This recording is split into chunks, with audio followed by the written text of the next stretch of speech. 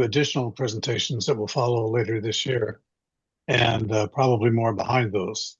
Coming soon will be critical forms, including the 7035 change in membership status.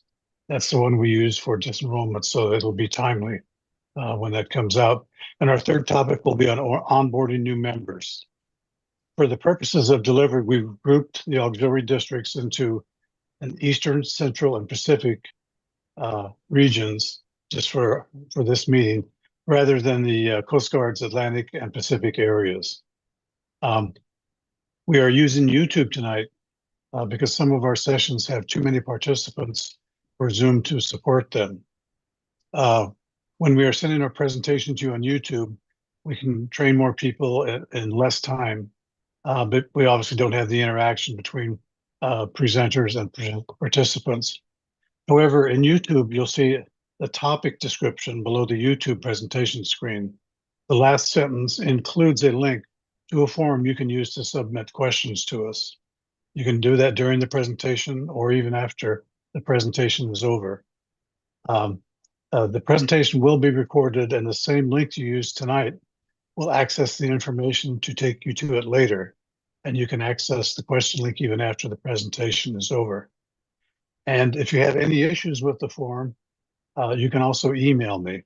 My email is in the invitation for the training, and it's also at the end of this presentation.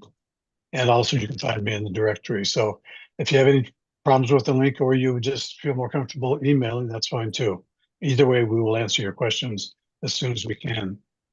So let's get underway. The presenter tonight is Rio Annis. He is a branch chief in the H Directorate in my division, and he is also a division commander, district staff officer HR, staff officer HR, flotilla staff officer HR, and FSOMS, Marine Safety.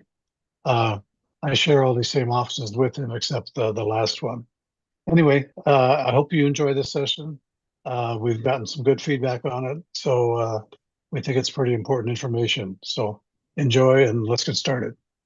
Okay. All right, give me a moment here, and I will share my screen to get to the presentation.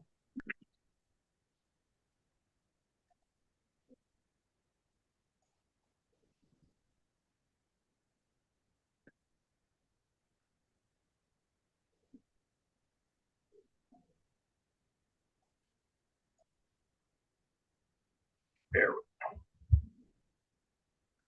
go. Okay. Thank you all for attending tonight's session. Again, we're going to be speaking about our best practices when making like initial contacts, and then going through the new member application, and then the process for handling that application. So effectively utilizing best practices in HR. Does it matter? Well, it absolutely does. Everything I do in HR really does matter a lot. I mean, we're handling prospects, we're trying to get them into the auxiliary, and when we look like we are on top of our game and really know what we're doing, and we're efficient in how we're handling that new prospect, getting them into the organization, they'll have a whole lot better feel, for the auxiliary, and they're joining it. So HR is not rocket science. It's just knowing the rules and process and consistently following it. I know some of the HR officers, almost every year there's going to be new FSO HRs and new flotilla commanders. So it'd probably be your first experience with handling a new member application, but it really is not that hard. You should have a good understanding of it when we get through this presentation here. And then you also should be able to contact your chain of leadership to help you through that. So HR officers are among the most valuable of all other bridge staff. I mean, we are kind of a behind the scenes job, but we bring and help retain the lifeblood of the auxiliaries, our member. Never forget, with no members, there is no auxiliary. So I know some people have the exciting jobs. They're out on the water, they're up in the sky, they're, doing chaplaincy work or, food service work or whatever the case may be. But they wouldn't be there if we aren't here doing our jobs effectively. We're there for the members at the beginning, middle, and end of their service. We're always going to be the go-to people for members. And they will probably consistently ask us how to do something or where to find something, whatever it might be. It might even be outside of your particular area of knowledge, but that's okay. You can still help them find it or get them to a person who can guide them. Remember, we are Team Coast Guard, Semper Paratus. Now, this presentation is and has been developed at the national level, but we understand that while we're running through guidelines that you pretty much should be able to follow to get through doing this job, there's going to be some specific differences between districts and DIROC's offices. So we recognize that. So if you encounter any of those situations that don't really match what we're instructing here, just make sure you check with your chain of leadership for the best answer on that. It's also intended for the district HR officers, basically, vetted training materials for new officers and to refresh current ones, so they don't have to create them. So when we have a one place where you can get this training, that just makes it so much easier. Remember, we don't need to recreate the wheel if we can help it. However, we do understand, that there's going to be these differences, as I already mentioned. So again, check with your chain of leadership. So what we're going to run through is some of the aspects of the initial contact with a prospect, some vital interview points, some of the application process, follow-up next steps, and then the application completion, some really fine points on the application you want to look out for. So anyone you meet may be a potential auxiliary member. So you always have to keep your eyes open. And if you run into somebody, make sure you get their name or email, phone number, and then share yours. You'd want to be enthusiastic, which hopefully you are. Working in the auxiliary, how can you not be enthusiastic? You want to be friendly, helpful, and reliable. You need to respond quickly to all communication, including those from the AAMS system, and that's the Auxiliary Applicant Management System. And if you're not familiar with that, when there are some people on the outside that come across us, and they will get into the auxiliary site and they'll find the join us spot and they'll put in their information as an online inquiry. That inquiry goes into this system, which is monitored through all the districts, usually by a ADSO HR. So you want to make sure that you make every effort to answer inquiries and be available. Also, I would like to caution you that before any in-person meetings with these prospects, that you notify your flotilla commander. If you'll notice that in the AUX manual, it does state on page 5-59 that we are covered as if we are active duty personnel if we're on auxiliary business. But the way to make sure you're covered is letting somebody know that you are going out to conduct auxiliary business. And this would be no different than you going out to do program visits or vessel exams or whatever the case may be. And remember, you're probably the prospect's first contact, so it's important to make a really good impression. You're going to want to wear your Coast Guard auxiliary uniform for meetings and be well groomed. Sorry. Suggest possibly attending a flotilla meeting or an auxiliary event. My preference would be an auxiliary event. Thereby, yes, they still get to meet some other members in your flotilla, but they get to see you in action, what you're really doing, and how you meet the public, and they get to see you in uniform as well.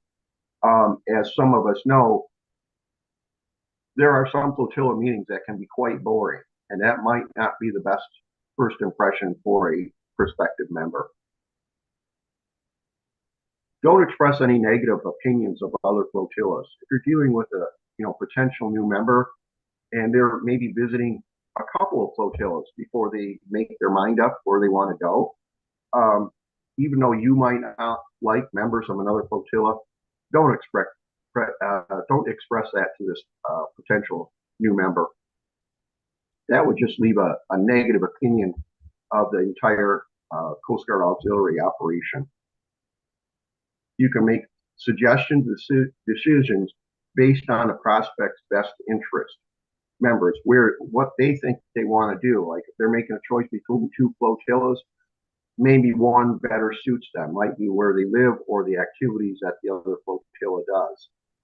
Or maybe they know somebody in the other flotilla. So the most important thing is that a prospect actually joins the auxiliary, even if it's not your flotilla. And recruits will always look to you to be the mentor and guide.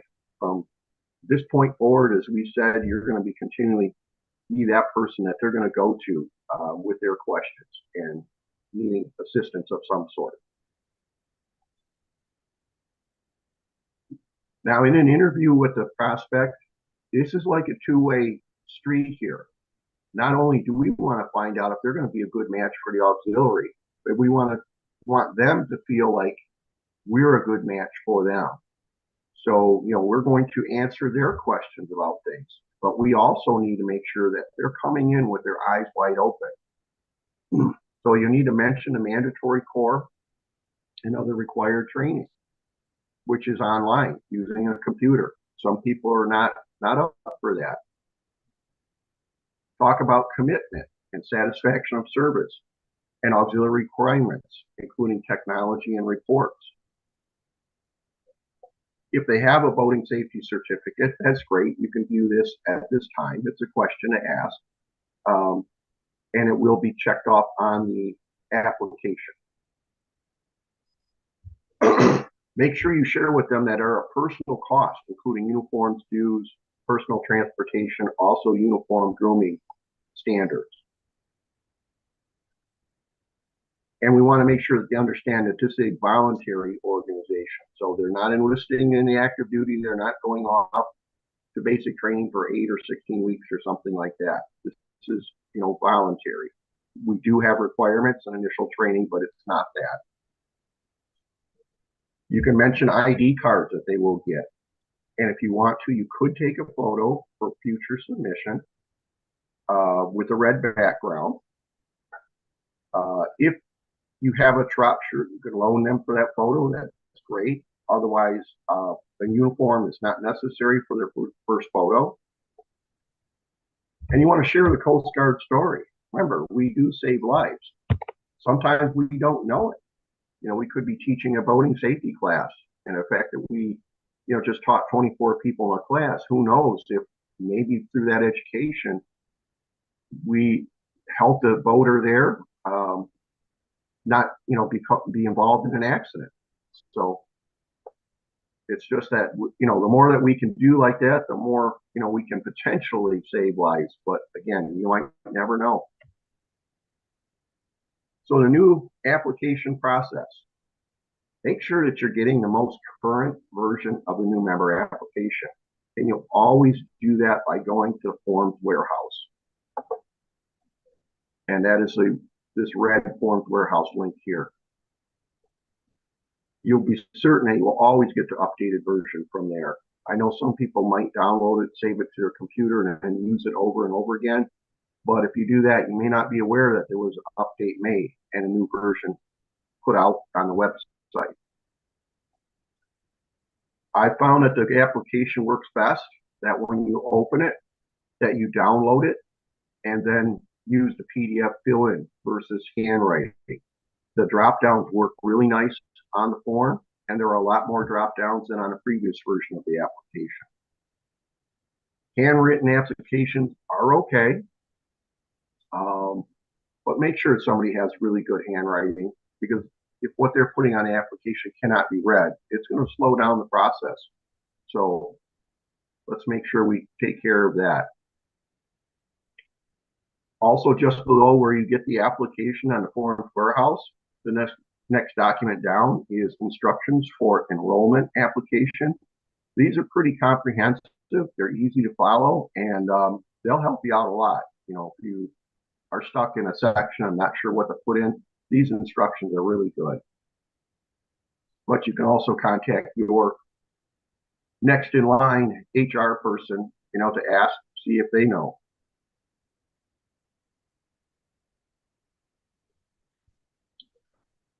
Have the applicant review the new member study guide and take the exam, which is open book, and it can be done online, which really is the best, because when they do it online, they will get the results emailed to them, which they in turn can forward that to you, and you can mark that on their application, the date and the score. The new member study guide and the exam is found under the Human Resources Directorate, new member class, along on the left column. This can be done on paper form as well. And when you're done grading it, you can inform of incorrect answers, but don't provide, you know, all the correct answers if they happen to have failed it. If they passed it without any problem, yeah, that's fine. You can discuss the ones they got wrong. It's a learning tool. Now, when you're grading it, under the new member class column on the Human Resources Directorate website, there is an answer sheet for you. It is protected. You have to log in under member resources, so the applicant does not have access to the answers. The exam can be retaken. That's not a problem. Obviously, we want to suggest them re-reviewing the new member student study guide and you know, go through it again. There are 30 multiple choice questions in this exam, and passing score is 80. Here's a screenshot of the Human Resources Directorate homepage. So you can see on the left side under new member class, this will bring up Uncle Sam right there in the middle, and these blue links here for the new member study guide and the new member online exam. The new member clicks on that, it'll take them right to it, so that's not a problem. And as you can see on the left side here, also under new member class, you have access to the paper exam and the answer key.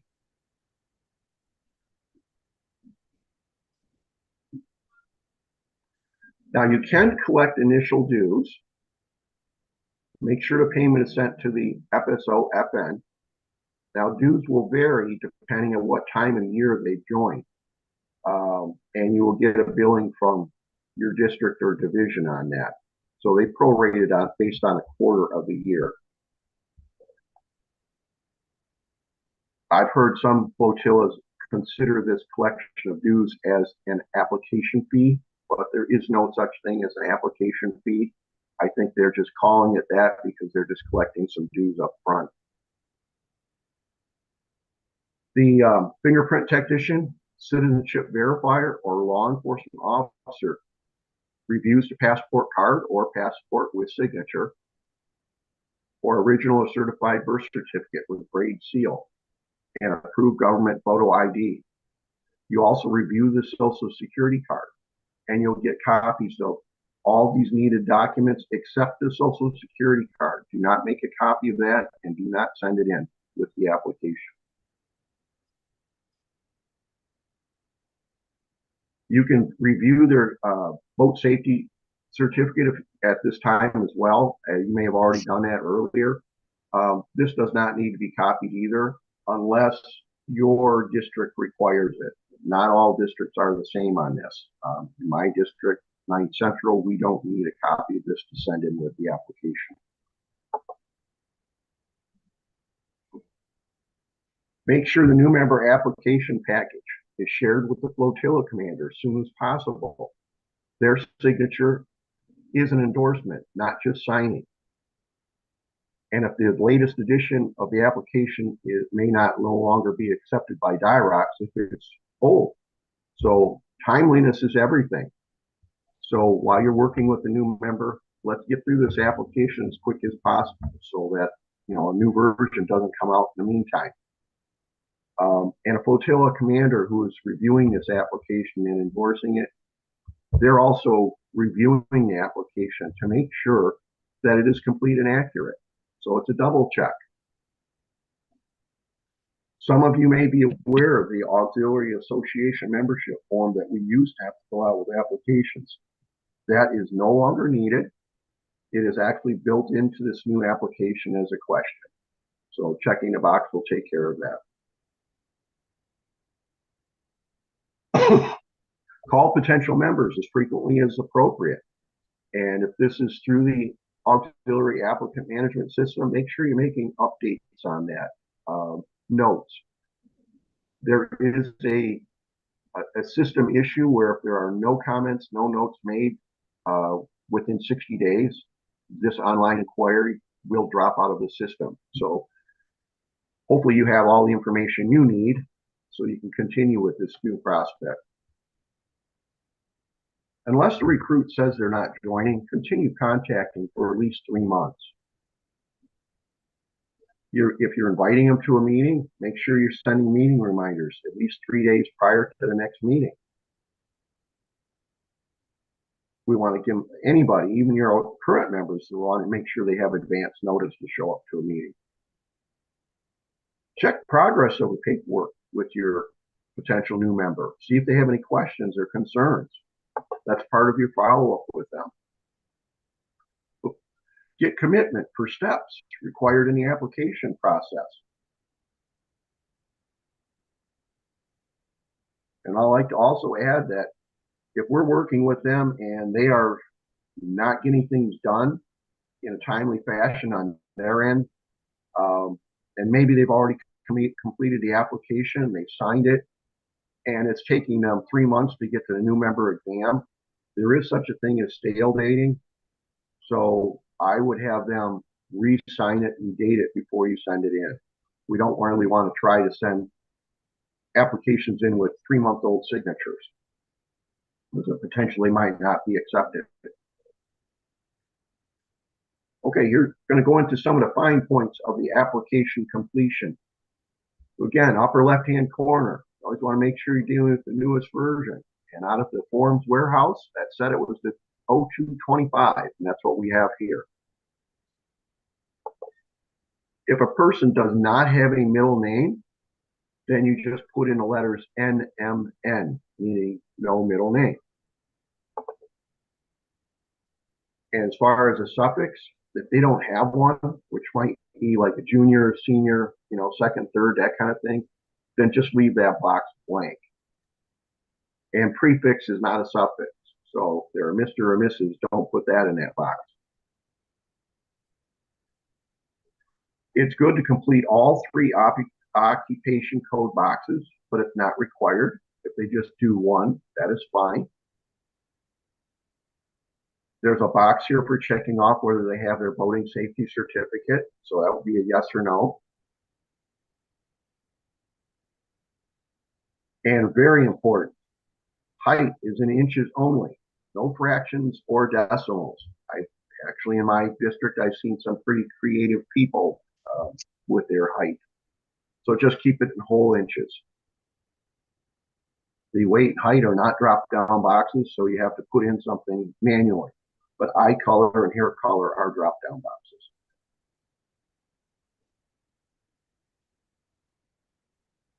Continuing on the same page, when you're putting in mailing addresses or residential and even emergency contact address, when you're putting in the zip code, add the extra, +4 numbers. And if the applicant didn't do it, you can do it yourself before submitting the application. I found this website here for the zip code lookup to be really easy to use, and I've often had to add those extra 4 on the application before sending it in. So page 2, section 1, going into whether they have military service or not. That's an easy yes, no. If they have, they would then complete the rest of the boxes down here for the branch, the status, pay grade. If they have their DD 214, that should be easy to complete that section there. If they're a prior auxiliary and they disenrolled for some reason, you'd want to mark yes here, and then put in the information that you can find on them regarding their member ID and disenrollment date if known, a reason, what district and flotilla number. And it should check the box whether the membership was terminated for cause for any disciplinary reasons. And regarding the DD-214, if, and this has happened a few times, I found that prospects did not have a copy of their DD-214. This website here for the archives.gov, Veterans Military Service Records, that really works well. I have used it personally, and it only took a few weeks to get the DD-214 I was looking for. And as well, I checked another box and even sent ribbons with it. So that was kind of nice. Now, if somebody's service was National Guard only without activation to the actual United States Army, then they will not have a DD-214. They will only have the NGB-22. So that's what you would submit in lieu of a DD-214.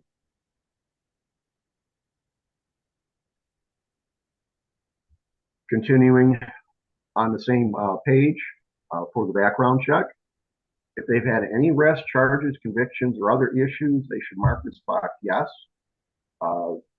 They should not make any assumptions that about the seriousness of whatever their situation was.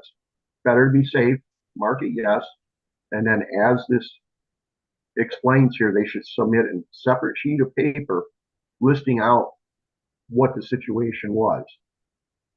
If they happen to have a court document for the disposition, that would be helpful to submit that with the application as well. And then the applicant would initial both these lower boxes here. Page 3, we're going into the parent guardian consent. Obviously, we need to get a signature if your applicant's under 18 years of age. Here, the applicant will read the consent statement, pledge, and then sign it for these 5 points here. And you can see point 4 talks about the Coast Guard Auxiliary Association. So if they click on this link, it'll take them to the Auxiliary Association, and they can read and get more information about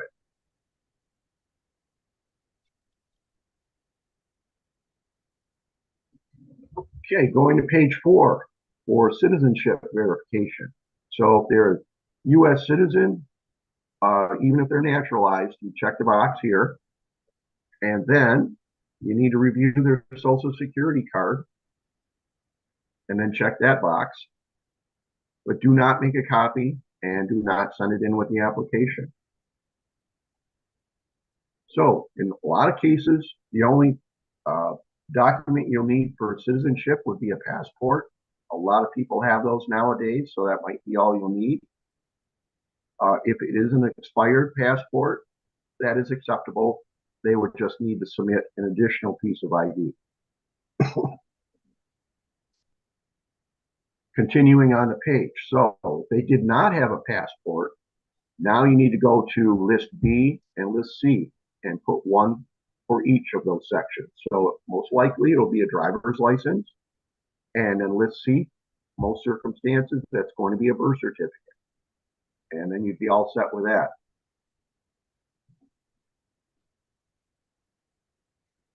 And the people that will sign off on this at the bottom will be your auxiliary citizenship verifier, your fingerprint technician, or a law enforcement officer.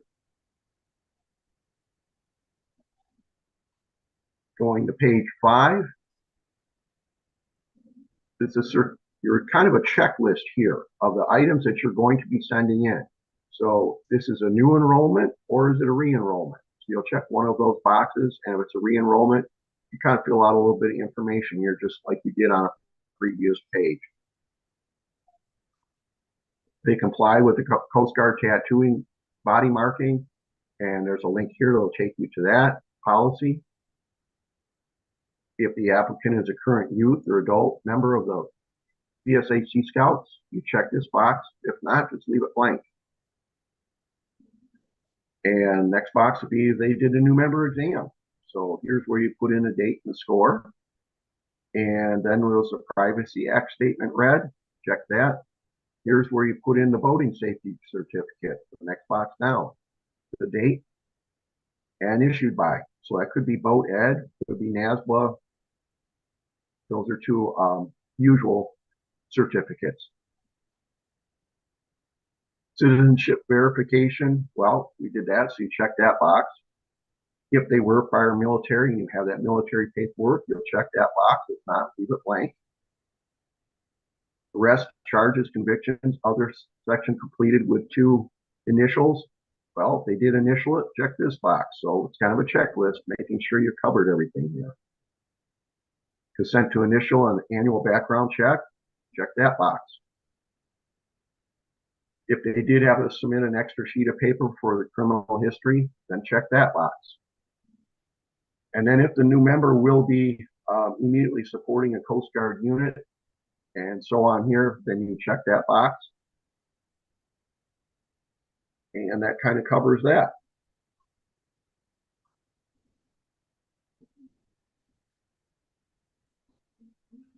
This page 5, section 7 is really nice. I like this as my template or my guide for a new member interview. And you could do that when you're doing your first talk with them. And you can actually check these boxes off while you're going through it. This kind of helps you stay on point with covering all the things that you need to cover with that new prospect. And then at the bottom of this page here, there's a note again, checking a box for the Coast Guard Auxiliary Association. Again, that separate form is no longer needed. They have that built into this application on 2 separate points here. Page 6, here's a lot of verifications. So as the interviewer, and that could be the same person as the flotilla commander, but the interviewer would then, put their name in here, their position, and sign off on this. And I like to note also that as far as signatures go, black or blue is acceptable as far as I know with all districts, but definitely check on that with your chain of leadership. In 9th Central, we used to be blue ink signature only, but now that has eased up. So then the applicant will acknowledge here and sign, and then you'll have the flotilla commander sign off on this. Again, flotilla commander signing this is verifying that this application is complete and accurate. Really want to make sure that we double check this, because if it's missing something or something's inaccurate, that could cause a delay of processing at the DIROC's office. And again, timeliness is everything. We need to do whatever we can do to cut down on the time spent for processing a new member and getting them their enrollment ID number. Section 9, we don't touch that one at all. That is for DIROC's use only. So some additional notes here. Applications to be submitted single-sided, printed single-sided, original. Signatures may be blue or black ink, but again, verify with your chain of leadership. I've already mentioned about being aware of signatures that might have stale dates. So I would say if anything's 3 months or older, just have them, the applicant and yourself or whoever re-sign that application next to or above your previous signature and then put a new date on it. Currently, we only need 1 set of paperwork. I remember some years back, we used to do double sets of paperwork sent in the DIROCs.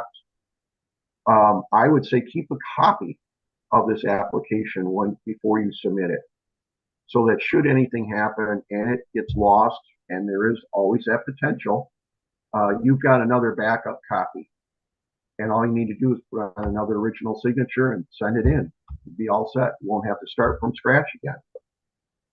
If you're going to try to do anything by email, and I'm not sure that this application works well that way, you'll need to adhere to the Coast Guard PII requirements. Fingerprints. Well, we used to do those several years back, but again, those are no longer required, so that makes things a little bit easier. Again, you can find the instructions from the Forms Warehouse to help you fill this out. My rule is review the application package when you're looking it over, and then review it again. You might want to use a proofer, somebody else to put eyes on it, to make sure everything looks good.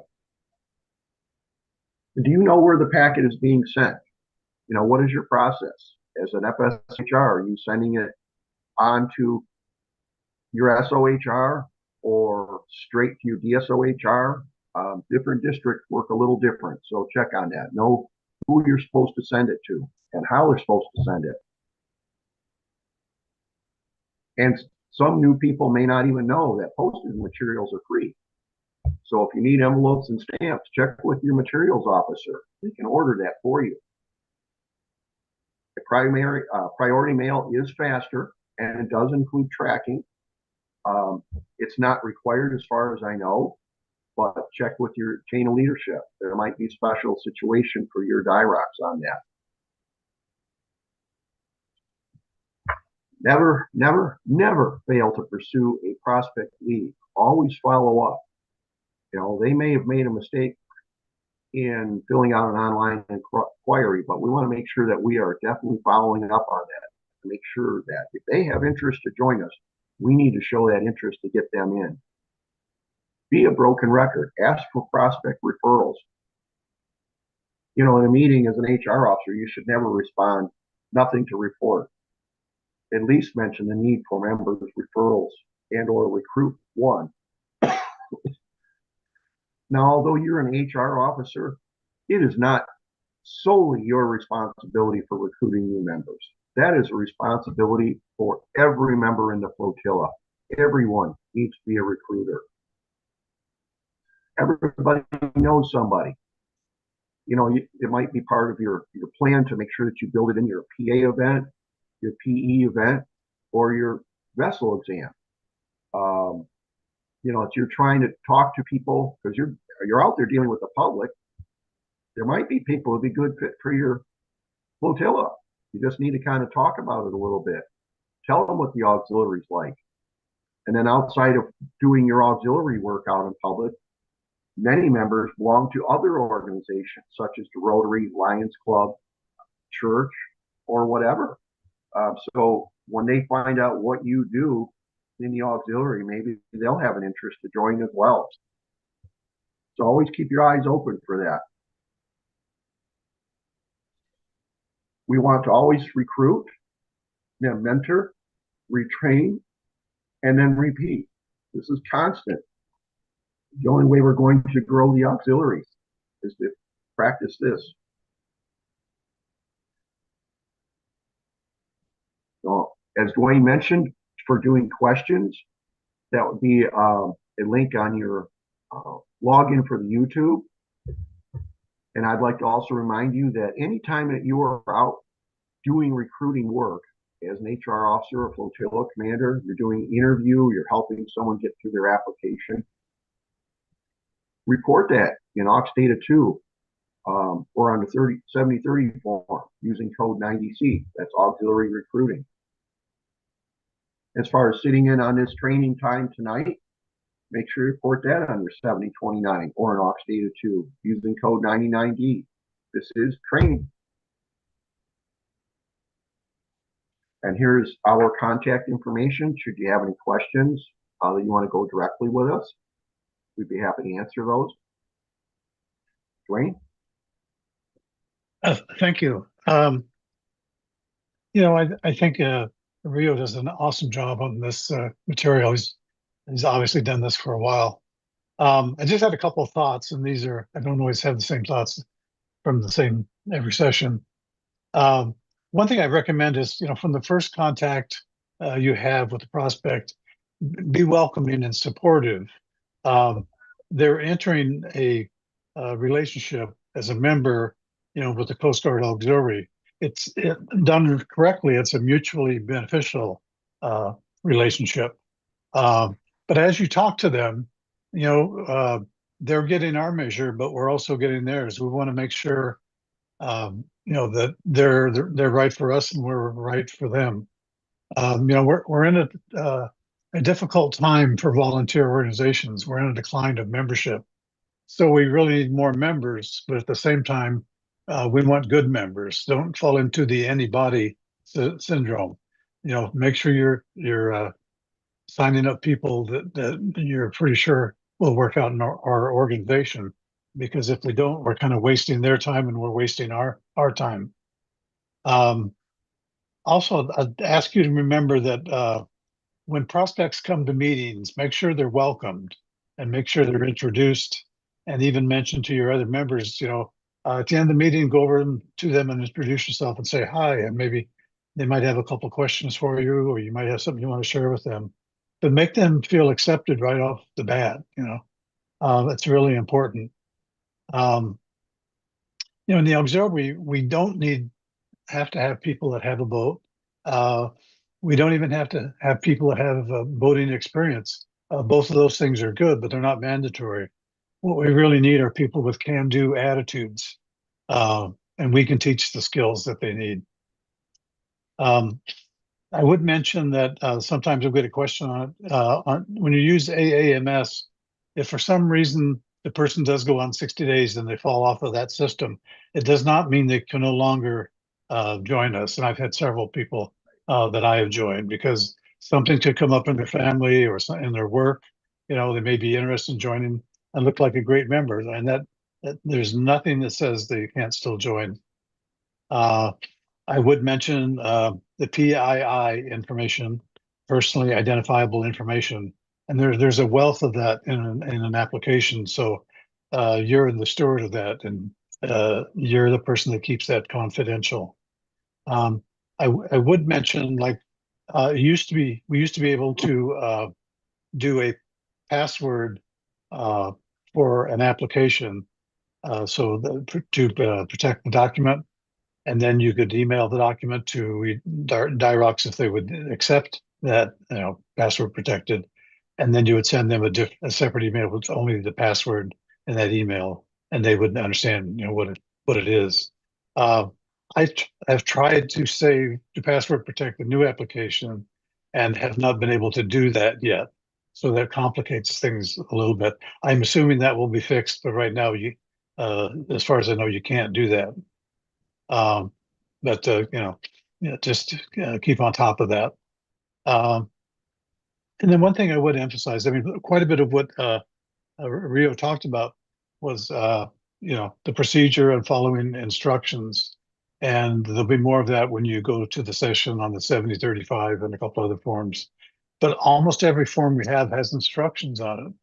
And I think I'm continually surprised that people often don't look at the instructions, and most of our forms are relatively easy to do, and especially if you look at the instructions. So if you need to, or if you're curious, something doesn't look right, read the instructions. And above all, don't be afraid to ask for help, because any of your fellow members are more than glad to help you. And they're actually glad that you asked. So I do thank you for joining us, and I hope you got some good information out of this session, and I hope you attend some of our future ones. So just watch for the invitation. And thanks again to Rio for a great job. So that's all we have for this session. So we look forward to seeing you again. So thank you all. All right.